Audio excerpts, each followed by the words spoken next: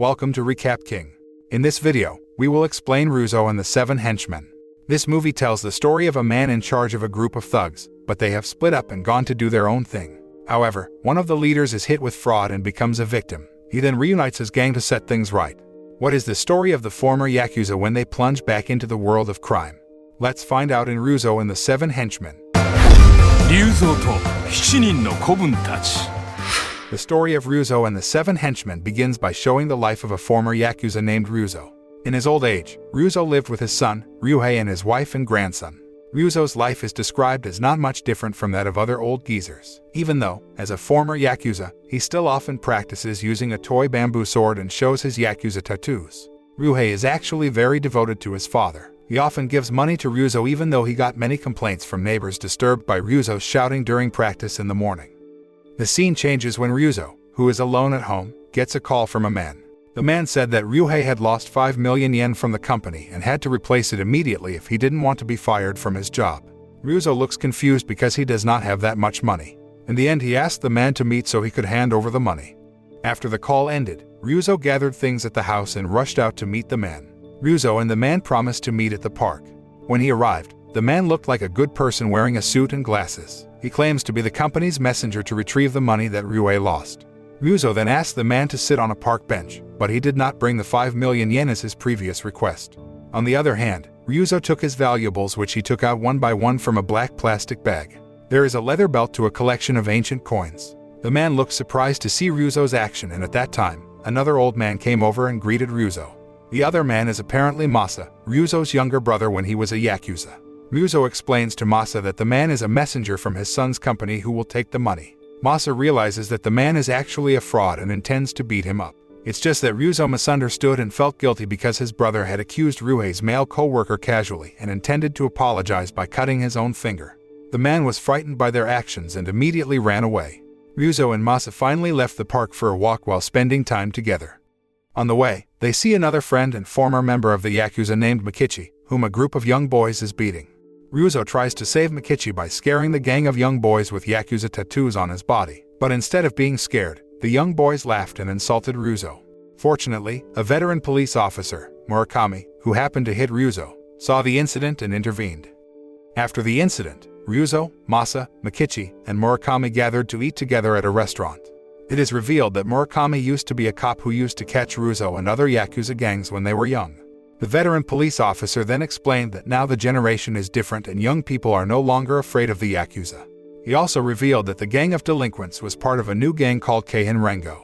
Murakami then asked Ryuzo not to cause trouble with the gang, but Murakami's warning was ignored by Ryuzo. Instead, he intends to gather old Yakuza members to form a new group.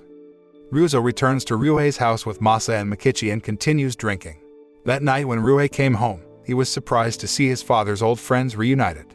When he saw the 3 of them gathered in the living room, Ryuhei scolded Ryuzo for thinking they would return to the trouble they used to be when they were younger. Treated like that by his son in front of his friends, Ryuzo becomes embarrassed and decides to leave Ryuhei's house. He and Mikichi decided to stay in Masa's apartment for a while. The next day, the former member of the Yakuza group that Ryuzo had previously invited actually came. There is Takanori, a former Yakuza who used to often kill opponents using a razor. Not long after, Hideo, who used to be known for his ability to throw nails that always hit the target, also came. Hideo walked with a limp because he was old and he also had heart disease.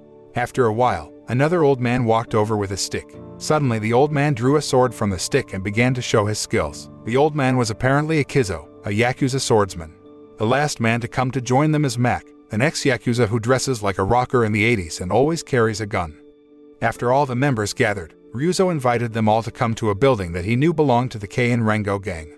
Arriving there, the building was guarded by 3 gang members who immediately chased away the old men. But Ryuzo did not stay silent and showed the Yakuza tattoos on his body, even though once again the members of Kaen Rengo even insulted them. Then Max stepped forward and fired a gun at the 3 gang members, which made them flee in a car. In the evening, they returned to eat together to celebrate the success of expelling members of Kaen Rengo from the property. The 6 grandfathers claimed to feel alive after causing trouble, so Ryuzo suggested that they reform the Yakuza group and slowly build a reputation of being feared. They then agreed with Ryuzo's proposal and held a group formation ceremony while appointing Ryuzo as chairman. The next day, they all live in Masa's apartment, when suddenly a salesman came to the apartment to offer sales items. Initially, the salesman was kind and offered Masa a free water filter, although in the end he actually forced Masa to buy the floor mattress he sold. That's when the salesman saw the Yakuza at Masa's house and finally gave the floor mattress for free out of fear. When the salesman returned to the office, his boss, Nishi, was furious to hear what had happened. It turns out that Nishi is the gang leader Kaen Rengo, who is also the boss of the caller scammer who previously claimed to be from the Ryuhei company. The scene shifts to the Ryuzo Yakuza group patrolling the area and seeing a man get out of a luxury car. Ryuzo and his group notice the man disguised as an old geezer sitting in a wheelchair to be pitied when collecting debts.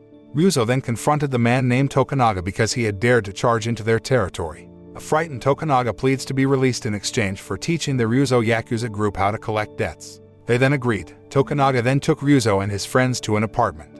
Before going in to collect the debt, Tokunaga dresses Masa like a homeless man in order to attract sympathy.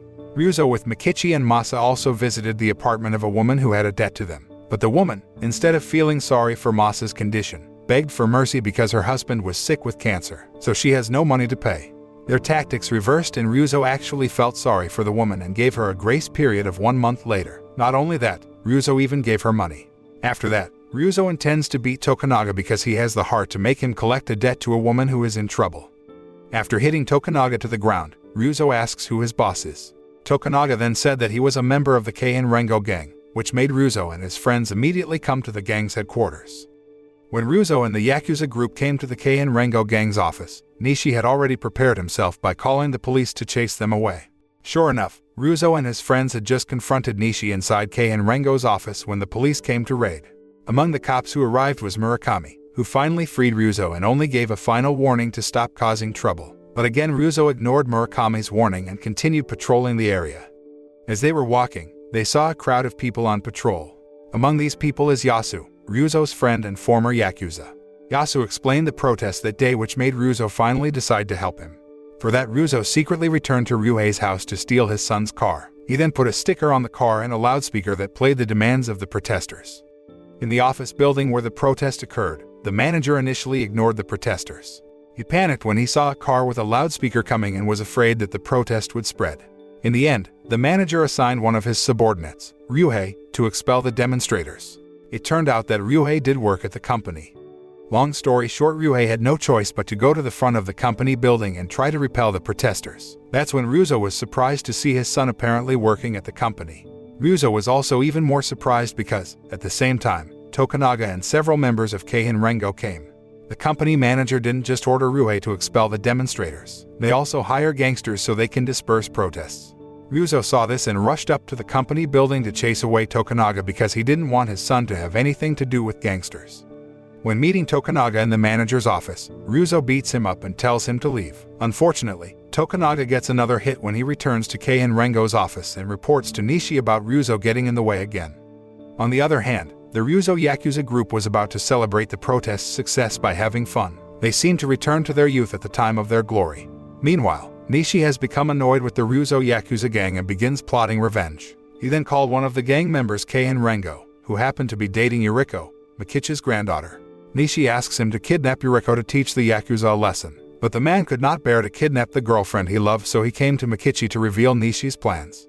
Mikichi is furious and intends to kill Nishi. Mikichi came to Kaen Rengo's office disguised as a food delivery man the next day. He hides in the toilet and plans to stab Nishi with a knife as soon as he enters. Unfortunately, Mikichi's plan did not go well because he was mistakenly hiding in the women's restroom. As a result, he was caught by Nishi's men and they beat him to death. Mikichi's death brings grief to the Yakuza group and they vow to take revenge. The revenge plan was carried out in two ways. Yasu and Takanori are about to steal a plane and then crash it into the Kaen Rengo building. Meanwhile, Ryuzo and other friends attack Kaen Rengo's office with Mikichi's body to frighten the opponent. The plan initially went smoothly. Yasu and Takanori managed to hold a technician hostage so they can steal the plane. But when they were about to head to Kaen Rengo's office building, the plane flew over the US aircraft carrier until they were forced to land. On the other hand, Ryuzo arrived at Kaen Rengo's office and rushed inside. Unfortunately, their attacks went awry, where the old man's attacks targeted Mikichi's corpse. Even so, their atrocities were enough to scare Kaen Rengo's gang so that Nishi managed to escape. The Ryuzo Yakuza group did not let Nishi just run away, and they tried to catch up with him by hijacking a bus and, of course, still carrying Mikichi's body, which was covered in blood. A chase ensues, and Nishi continues to run away until he reaches a dead end. He was forced to get out after the bus crashed into his car and initially intended to apologize, but Ryuzo and his friends continued to beat him up. Just then the police led by Murakami came and stopped the fight. Murakami also arrested Nishi on charges of killing Mikichi, even though he also led Ryuzo and his group to hijack the bus and cause chaos on the road. The film Ryuzo and the Seven Henchmen closes with Ryuzo being taken to prison, but he is actually satisfied because the revenge action is over. The moral message that can be learned from this movie is not to underestimate the old Yakuza grandfathers who do not work and who may still have the ability to beat up bad gangs.